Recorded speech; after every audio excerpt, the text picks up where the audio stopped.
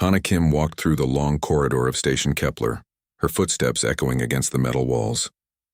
She noticed something strange today. The other aliens were staying farther away from her than usual. A tall, insect-like creature saw her coming and quickly moved to the other side of the hallway. Two small, furry beings stopped their conversation and watched her pass with wide eyes. Something was wrong. Hana had been working on Station Kepler for 3 months now. She was a xenobiologist, someone who studied alien life forms. Earth had only recently joined the Galactic Collective, a group of many different alien species who worked together. Humans were still new members, still on probation. They had to prove they could be trusted. Her communicator beeped. It was Kyung-Ho Park, her security officer. His voice sounded serious. "Hana, we need to talk. Come to the security office right away." Hana changed direction and headed to the security wing. Kyung-Ho was waiting for her outside his office. He was a former soldier, tall and strong, with a worried look on his face. "What happened?" Hana asked. Kyung-Ho looked around to make sure no one was listening. He spoke quietly. "The Collective Council called an emergency meeting. It's about Earth, about humans. They found out about our pets." "Our pets?" Hana was confused. "What about them?" "Dogs, cats. They think we're keeping dangerous apex predators in our homes. They're scared, Hana. Really scared. The council wants you to explain." Hana felt her stomach drop.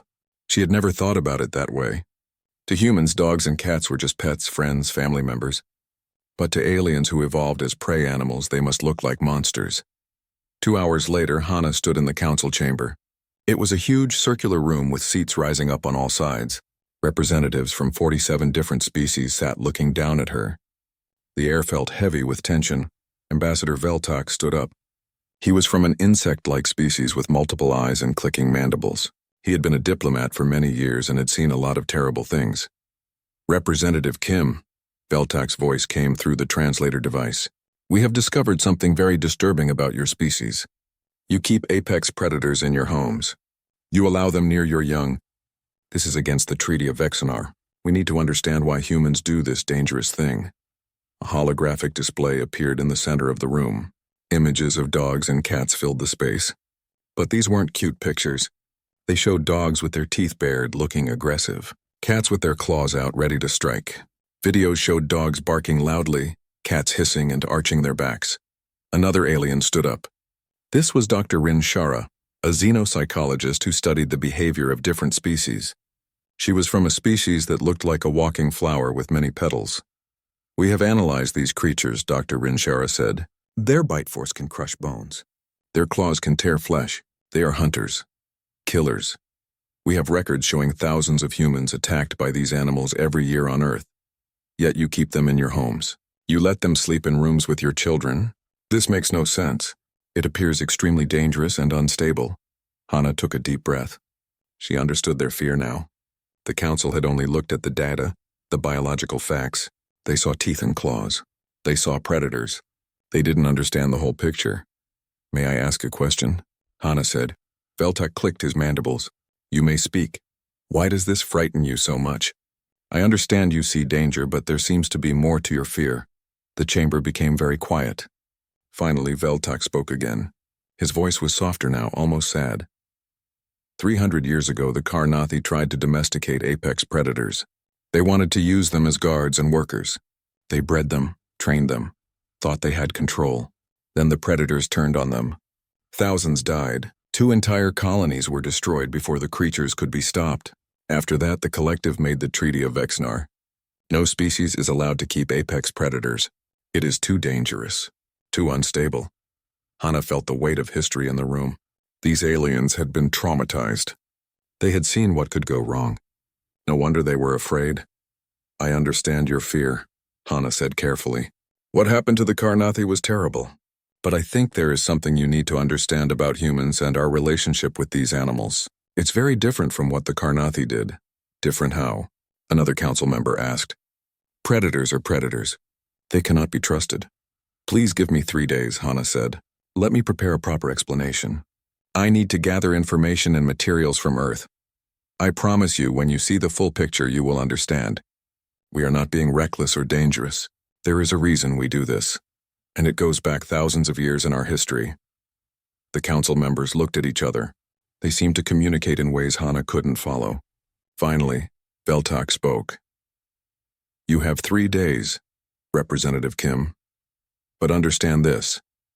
If we are not satisfied with your explanation, Earth's membership in the collective will be suspended. We cannot have a species that takes such risks with apex predators.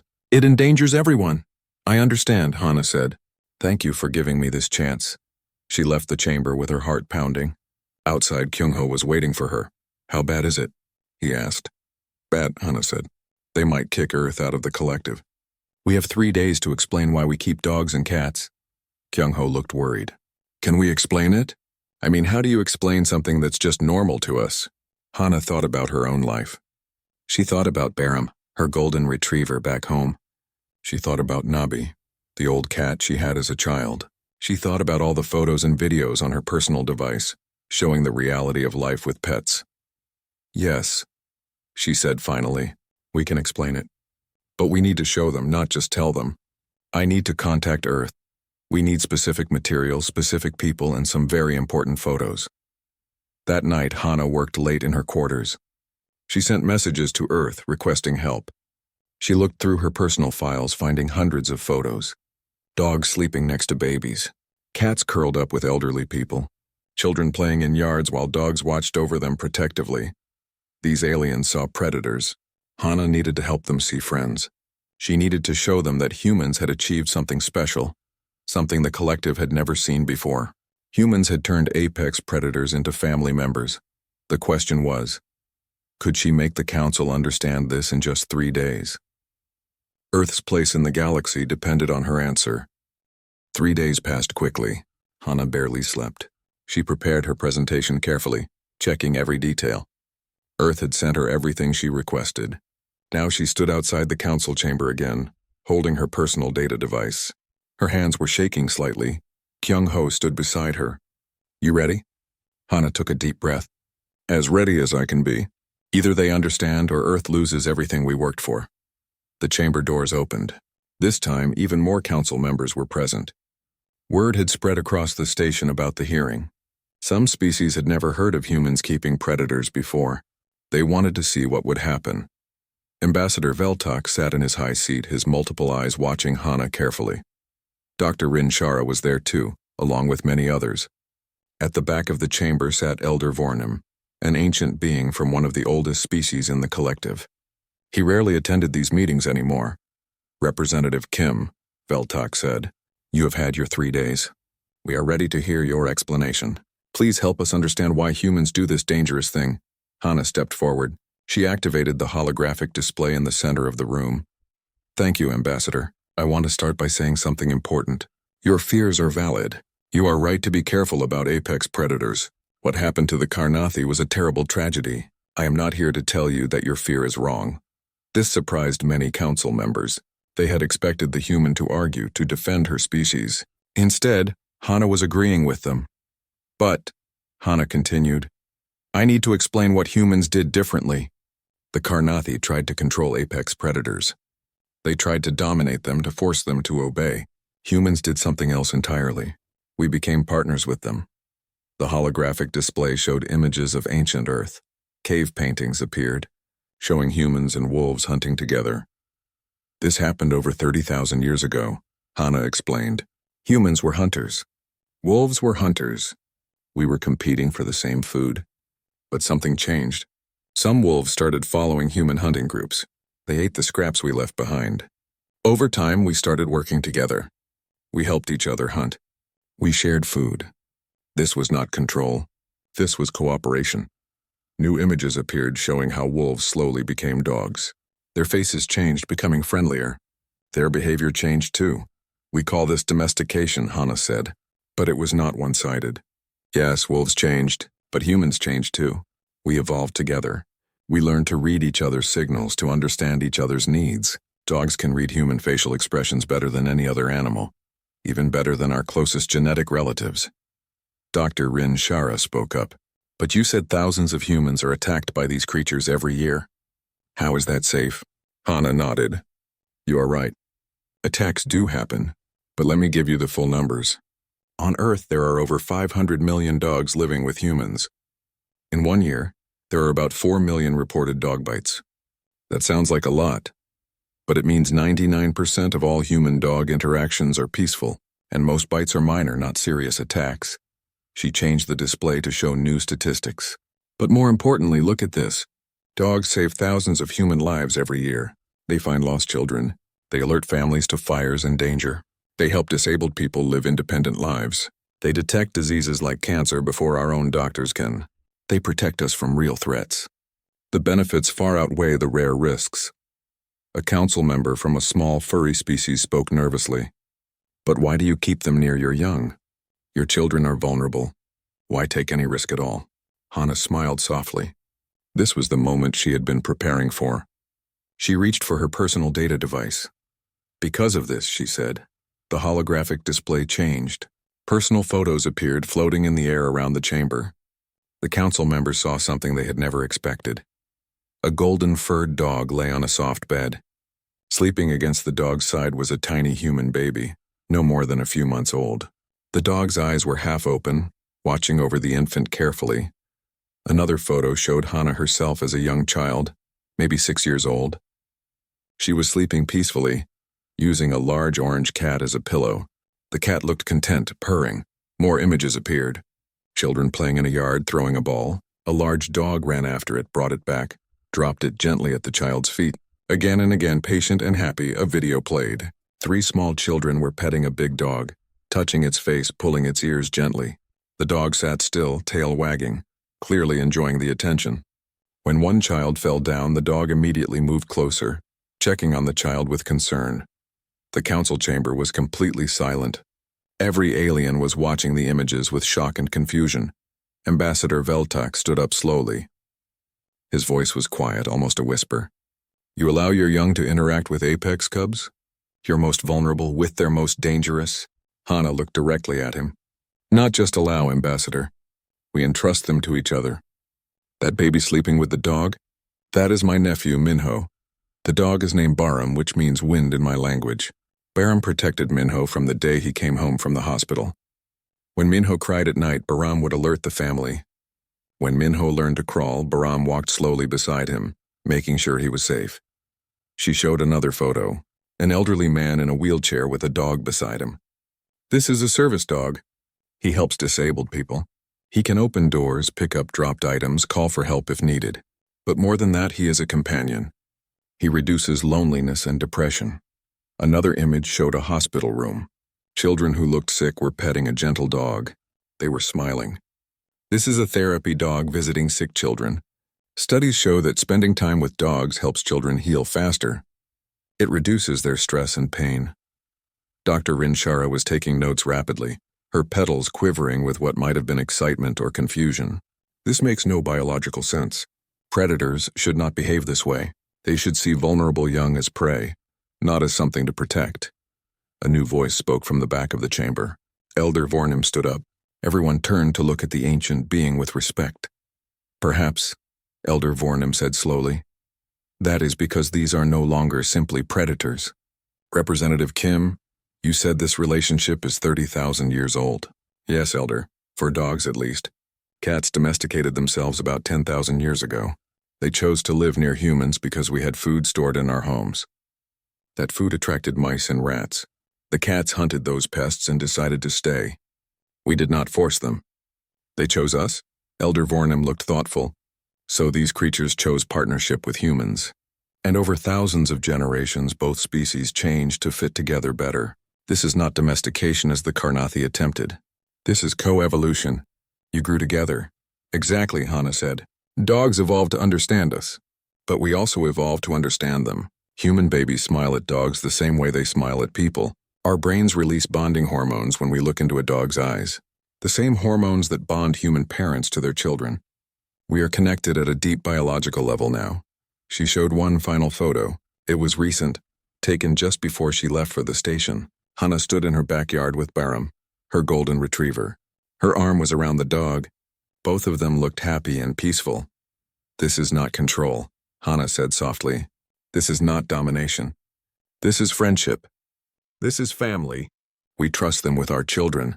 because they have earned that trust over thousands of years, and they trust us with their lives in return." The council chamber remained quiet for a long moment. Then Veltak spoke. "The council needs time to discuss this. We will recess for 3 days and then vote on Earth's status in the collective." As the council members filed out, many of them looked at Hana differently. The fear was still there, but now there was something else too. Curiosity, wonder, confusion. They had seen something they never thought possible. Apex predators and prey living together not just peacefully, but lovingly. Hana left the chamber and found Kyung-ho waiting outside. He looked at her face and smiled. "You got through to them," he said. "I can tell." "Maybe," Hana said. "But understanding and accepting are two different things. Now we wait and see if understanding is enough." The next 3 days on Station Kepler felt strange to Hana. She could sense the change in the air. Aliens who had avoided her before now watched her with open curiosity instead of fear. Some even approached her with questions. A young researcher named Thielin stopped her in the cafeteria. Thielin was from a prey species that looked like a tall, thin rabbit with large eyes. She had always kept her distance from humans before. "Representative Kim," Thielin said nervously. "May I ask you something?" "Of course. Please call me Hana. The photos you showed, the dog with the baby. How do you know the dog will not hurt the child? How can you be so sure?" Hana sat down and invited Thielin to join her. "It is a good question. We cannot be absolutely sure, just like we cannot be absolutely sure about anything. But we know dogs very well. We can read their body language. We know when a dog is happy, scared, or upset. We train them from when they are puppies. And most importantly, dogs know when they are around children. They become more gentle, more careful." Thielin's ears twitched. "That is what I do not understand. Why would a predator change its behavior? Predators hunt the weak and vulnerable. Because they are part of our pack," Hana explained. "Dogs are social animals. They lived in family groups in the wild. When they joined humans, they accepted us as their pack. Human children become pack members that need protection. The dog's instinct is to protect pack members, not hurt them." Thielin looked fascinated. "You speak of instinct. But instinct can be changed?" "Over many generations, yes. That is what evolution does. Dogs that were good with humans had more puppies. Those puppies learned from their parents. After thousands of years, being good with humans became natural for dogs." Meanwhile, in a private meeting room, Ambassador Veltak was having a very different conversation with Elder Vornim. The room was secure, sealed off from all recording devices. "I cannot stop thinking about those images," Veltak admitted. "That baby sleeping against the predator. It goes against everything I know, everything I have learned to fear." Elder Vornim made a soft sound that might have been a chuckle. "You have survived 3 apex predator incidents in your career, old friend. Your fear is well earned, but perhaps that is also what blinds you." "What do you mean?" "The Karnathi incident that you always reference. I was there, you know. I was young, but I remember. The Karnathi tried to dominate their predators through fear and punishment. They used pain to control them. They treated them like weapons, not like living beings. That is why those creatures turned on them." Veltak was quiet for a moment. "You think the humans are doing something different?" "I think the humans are doing something we have never seen before. They are not controlling these animals. They are living with them as equals, as family. That changes everything." In another part of the station, Security Chief Garin was meeting with several military representatives. Garin was from a reptilian species, large and imposing. He had concerns that went beyond simple fear of animals. "I have been reviewing Earth's history," Garin said, displaying information on a screen. "The humans did not only domesticate dogs and cats. They domesticated dozens of species. Large animals that could carry them. Animals that provided food and materials. Birds that could deliver messages. The scale is unprecedented in any species we have encountered."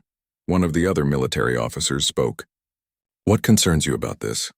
Garin looked at the assembled group seriously. "I have also studied human biology. Humans are apex predators themselves.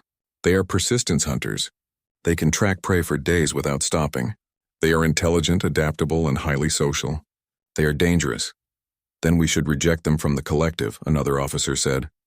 "Wait," Garin said. "That is not my point. Yes, humans are predators, but look at what they did with their predator nature.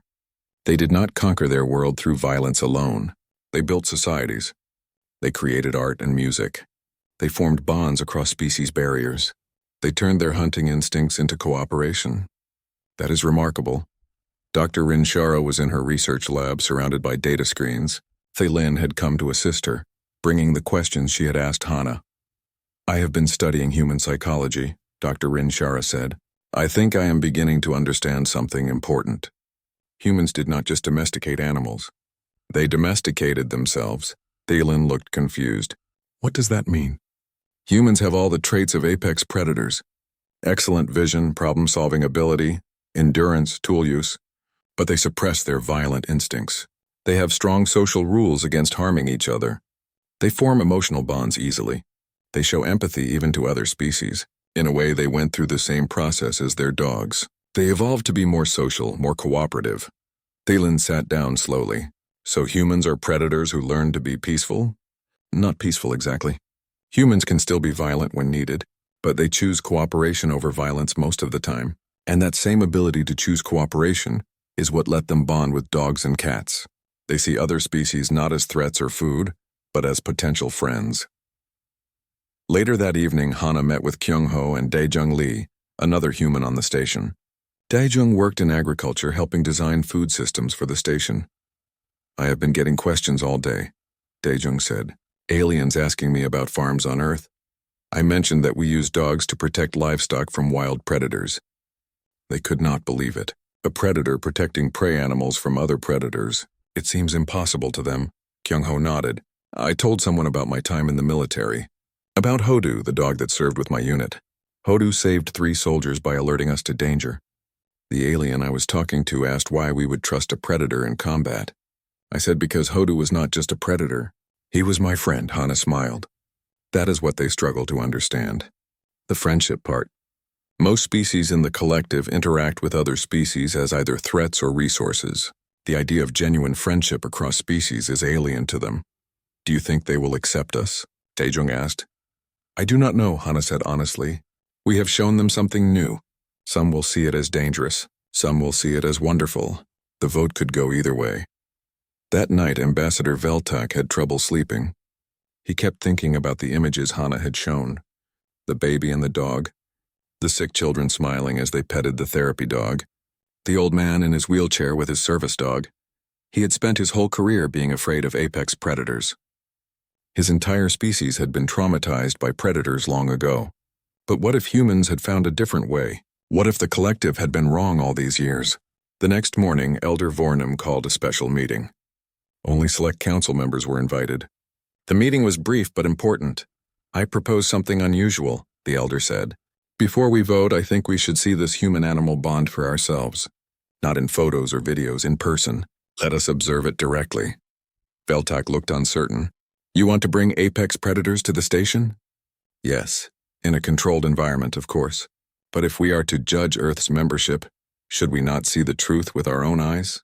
I have lived for many cycles, Ambassador. I have learned that understanding comes from experience, not from fear. The vote was close, but the proposal passed. A message was sent to Earth requesting a special demonstration. When Hana received the news, she felt both excited and nervous. This was a huge opportunity, but also a huge risk. If anything went wrong during the demonstration, Earth would be expelled for sure. She sent a message back to Earth, explaining what was needed. The response came quickly. Earth was sending a team of professionals, including trained therapy dogs and experienced handlers. In 3 days, the council would witness something no alien in the collective had ever seen before. They would meet dogs face to face, and Earth's fate would be decided by what happened in that meeting. The observation deck had been transformed into something new. Clear protective barriers divided the space into sections. On one side, the council members would watch from safety. On the other side, there was an open area with soft flooring and some simple furniture. Hana stood waiting as the ship from Earth docked with the station.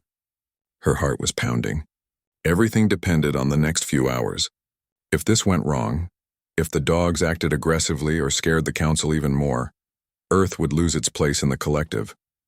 The airlock opened. Borahan stepped through first. She was a professional dog trainer who had worked with therapy dogs for 20 years.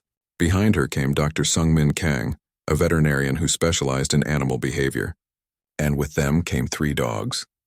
The first was a golden retriever named Bomb, which meant spring. The second was a German shepherd called Hanuel, meaning sky. The third was a chocolate Labrador named Dari, meaning bridge.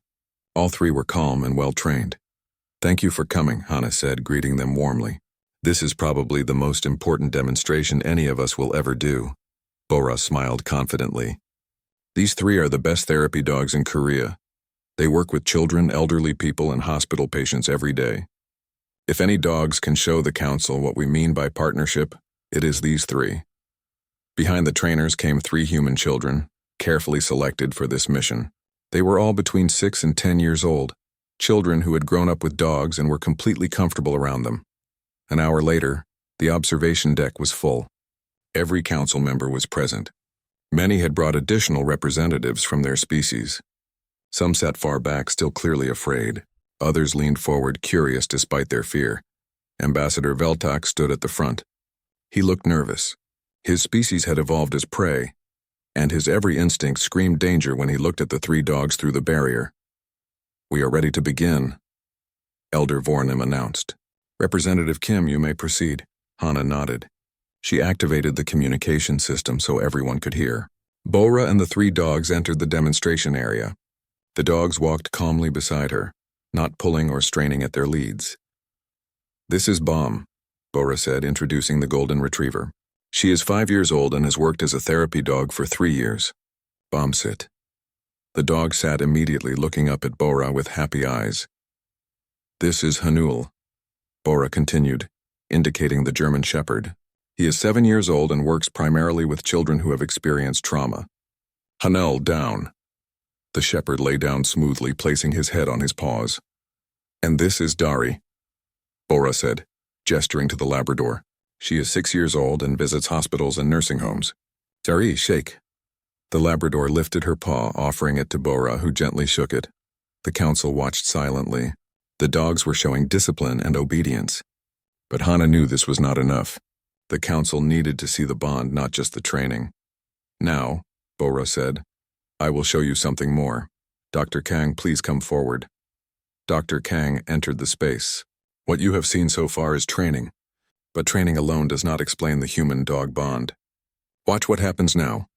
The 3 children entered the demonstration area. Hannah heard several council members make sounds of alarm. Some stood up from their seats. Young, vulnerable humans were walking toward apex predators, but something remarkable happened. The moment the children appeared, all 3 dogs changed their behavior. Their body language became softer. They moved more slowly. Their tails wagged gently instead of energetically. Bomb, the golden retriever, approached the youngest child, a 6-year-old girl. The dog moved carefully, lowering her head slightly. The child reached out and touched the dog's soft fur. Bomb's tail wagged slowly. She sat down, making herself smaller and less threatening. "Notice how Bomb adjusted her behavior," Dr. Kang explained. "She recognizes that this is a child. Dogs can distinguish between adult humans and young humans. Around children, they become more gentle and patient. This is not something we taught her. This is instinct that has evolved over thousands of years." Hanuel, the German shepherd, was with an 8-year-old boy. The boy threw a ball. The dog ran after it, but when he brought it back, he dropped it gently at the boy's feet. Again and again they played, the dog retrieving, the boy throwing. The dog's movements were controlled and careful. The 3rd child, a 10-year-old girl, sat down on the floor. Dari, the Labrador, walked over and lay down beside her. The girl hugged the dog. Dari remained completely still, accepting the embrace peacefully. Then something unexpected happened. The 6-year-old girl playing with Bomb stumbled and fell. She was not hurt, but she looked surprised. Instantly, Bomb moved closer. The dog's entire demeanor showed concern. She gently nudged the child with her nose, checking if she was okay. The council chamber was completely silent. Every alien was watching intently. "That was not trained behavior," Dr. Kang said quietly. Bomb was genuinely concerned about the child. She wanted to make sure the child was safe. "This is the bond we are trying to explain. It goes beyond training. It is emotional connection." Bora spoke again. "Now we will demonstrate something that might seem frightening. But please watch carefully." One of the handlers, a man the dogs did not know well, pretended to act aggressively toward the 8-year-old boy. He did not touch the child, but he raised his voice and made threatening gestures. Hanuel's response was immediate. The German shepherd positioned himself between the stranger and the child.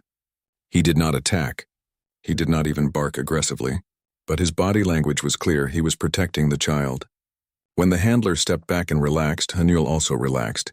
"This is judgment," Dr. Kang explained. Hanul assessed the situation. He identified a potential threat to the child. He protected without attacking. When the threat disappeared, he calmed down.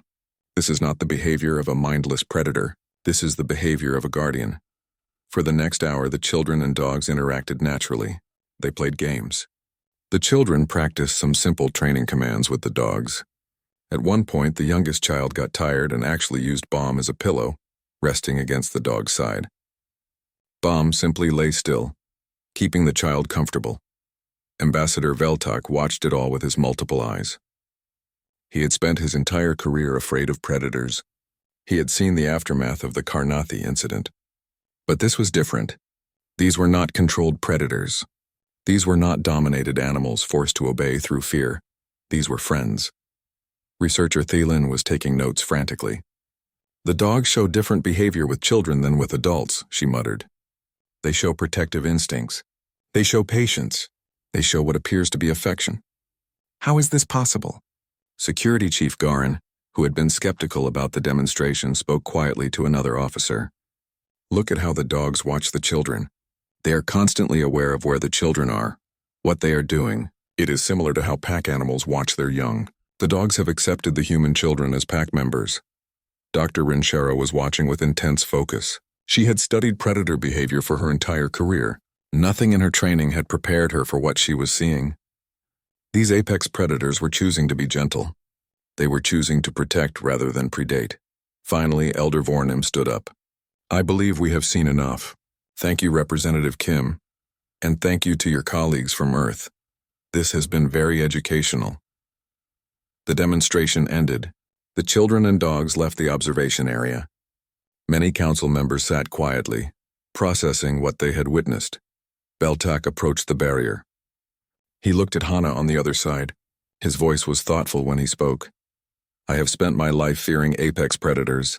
Today, for the first time, I saw something different. I saw trust. Real trust going both ways.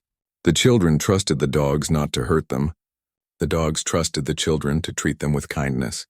And both were right to trust." Hana felt hope rising in her chest. "That is what we have been trying to explain, Ambassador.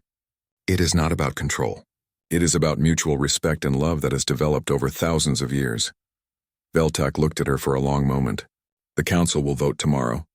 I cannot speak for others, but I will tell you this. You have given me much to think about. Perhaps the collective has been wrong about predators, or perhaps humans have simply found a way that no one else has discovered." That evening, Hana met with Bora, Dr. Kang, and the others from Earth. They were all exhausted but hopeful. "I think it went well," Bora said. "The dogs were perfect. They showed exactly what we needed them to show." Dr. Kang agreed. "Several council members approached me afterward with questions. They are trying to understand. That is a good sign." Hana looked at the 3 therapy dogs who were resting peacefully nearby. Bam, Hanul, and Dari had no idea how important their role had been today. They had simply done what came naturally to them, being good friends to humans. Tomorrow the collective would vote. Tomorrow, Earth's future in the galaxy would be decided. But tonight, Hana allowed herself to hope that understanding had won over fear. The council chamber was packed.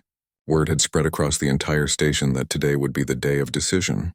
Representatives from species that rarely attended council meetings had come to witness this historic vote. Would Earth be allowed to remain in the collective, or would humans be expelled for their dangerous relationship with apex predators? Hana sat in the human delegation area with Kyung-ho beside her. Her hands were folded in her lap, but her fingers were tense. Everything she had worked for, everything humanity had hoped for in joining the collective came down to this moment. Elder Vornum called the chamber to order. "Today we vote on a matter that has challenged our understanding and tested our fears. The question before us is not simple. Do we accept humanity's relationship with apex predators? Or do we enforce the Treaty of Vexnar and suspend Earth's membership? But before we vote," the elder continued, "some council members have requested the opportunity to speak. Ambassador Veltok, you have the floor." Veltok stood up. His multiple eyes swept across the chamber. When he spoke, his voice was calm but emotional. "I must confess something to this council. When I first learned about human behavior with apex predators, I was terrified.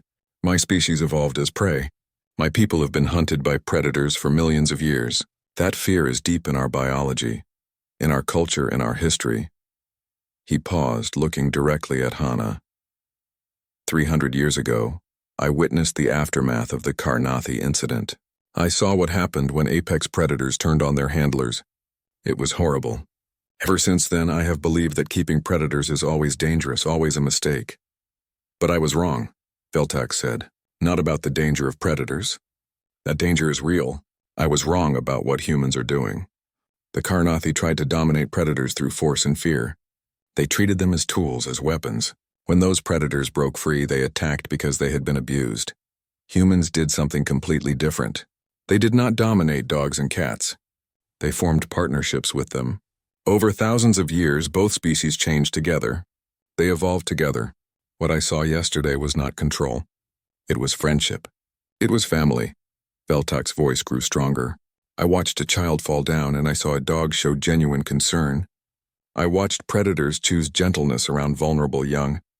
I saw trust that went both ways. This is not what the Treaty of Vexnar was meant to prevent. This is something entirely new. Something beautiful. I vote to accept humanity's continued membership. More than that, I believe humans have something important to teach the collective. They have shown that bridges can be built between predator and prey, between different ways of life. We should learn from them, not punish them. Veltax sat down. The chamber was silent for a moment, then filled with quiet discussion. The ambassador's speech had been powerful, especially coming from someone known to fear predators. Dr. Rinshara stood next. I am a scientist. I study behavior and psychology across species. When I first analyzed the data about human relationships with dogs and cats, it made no scientific sense. Predators should not behave that way. But then I realized I was asking the wrong question. The right question is not why do predators act differently with humans. The right question is what happens when two species genuinely co-evolve over thousands of years. What happens when both species benefit from the relationship? The answer is what we see with humans and dogs. Mutual transformation, mutual trust. I have also discovered something else. Humans are apex predators themselves, yet they live peacefully in large groups. They form complex societies. They show empathy across species boundaries. In a way, humans domesticated themselves just as they domesticated dogs. They learned to suppress their violent instincts and embrace cooperation. This makes humans uniquely qualified to bridge different types of species in the collective. I vote to accept their membership and propose that we establish an institute to study these interspecies bonds. Humanity has much to teach us. Several other council members spoke. Not all were in favor. Some still felt the risk was too great. Some argued that the Treaty of Vexnar should be enforced equally for all species. But the tone had shifted. Fear was being replaced by curiosity and understanding. Finally, Elder Vornum called for the vote. All in favor of maintaining Earth's membership in the collective, please indicate. Lights began to glow across the chamber as each species cast their vote. Hana held her breath. She could not tell from looking which way the vote was going. Some species she had expected to support them voted against. Some she had worried about voted in favor. The counting seemed to take forever. Finally, Elder Vornum announced the result. The vote is decided. By a margin of 34 to 13, Earth's membership in the collective is not only maintained but fully approved. The probationary period is ended. Welcome, humanity, as full members of the Galactic Collective. The chamber erupted in various sounds of approval, discussion, and even some continued protest. Hana felt tears in her eyes. Kyung-ho grabbed her hand and squeezed it. They had done it. Earth was accepted, but Elder Vornum was not finished. Furthermore, this council approves the establishment of the Institute for Interspecies Bond Studies. This institute will research the relationships between different species and how cooperation can be fostered. We invite Representative Hana Kim to serve as its first director. Hana stood up, overwhelmed. I accept. Thank you, all of you. This means everything to Earth, to humanity. I promise we will work hard to be worthy of your trust. After the formal session ended, many council members approached Hana with questions. Researcher Tai Lin was the first, her rabbit-like features showing excitement rather than fear now. I would like to work at your institute, Tai Lin said. I want to understand these bonds better. My species has some small creatures we used to fear. Maybe we can learn to see them differently. Ambassador Veltok approached more slowly. Representative Kim, Hana, I owe you an apology. I let my fear cloud my judgment. You showed great patience with us. Hana shook her head. No apology needed, Ambassador. Your fear was valid. It came from real trauma, real history. What matters is that you were willing to look past that fear and see the truth.